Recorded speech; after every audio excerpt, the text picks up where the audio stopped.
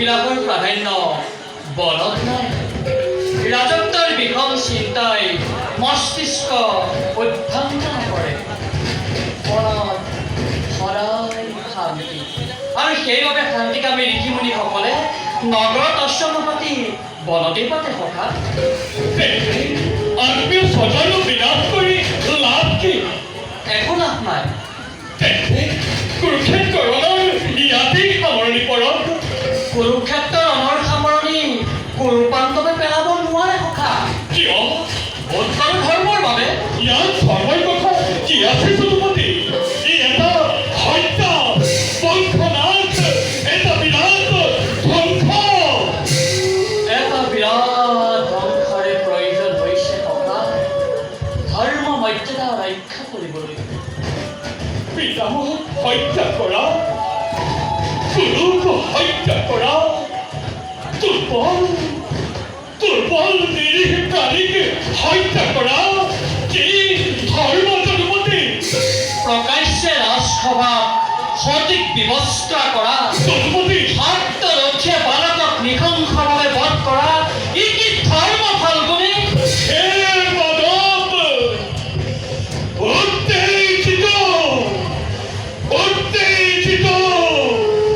নকৰিব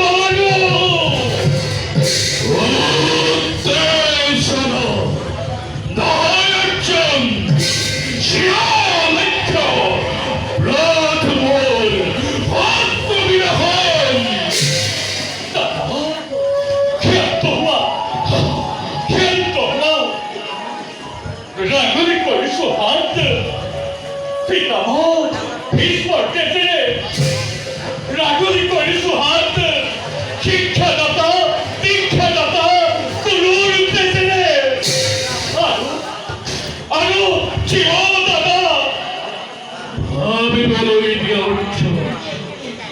ভাবিছো দাদা, এশটা ভাতৃৰ মাথো আছে দুটি বাকী।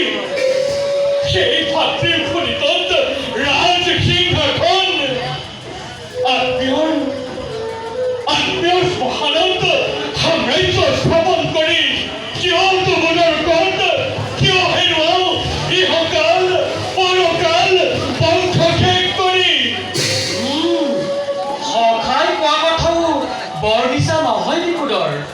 ভাই ককাইতকৈ ৰাজ্যৰ আস্পদ ডাঙৰ নহয়, কিন্তু সেই ভাই ককাই অচিনাকি পুত্ৰ কৰ্ণক অযাচিতে অংগৰাজ্য দান দিব পাৰিলে।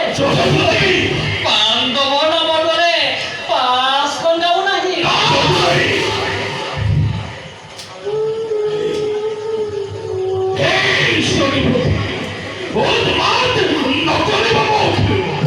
উন্মাদ কৰা নাই বিপুলৰ, কিন্তু এতিয়াও প্ৰতিজ্ঞা বাকী। সত্যৰ প্ৰতিজ্ঞা, বিপুলৰ প্ৰতিজ্ঞা, গান্ধীধাৰী অৰ্জুনৰ প্ৰতিজ্ঞা এতিয়াও বাকী। সৰু সভাত সৰু দেশৰ দুৰ্যোধনৰ আজিও ঐক্যতে পাঞ্চালী আজিও মুক্ত পেশী। দুঃশাসন দাম্ভিক কৰ্ণ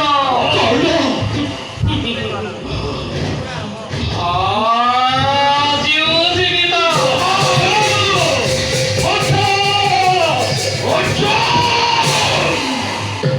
শক্তি কল্প যাও গুৰু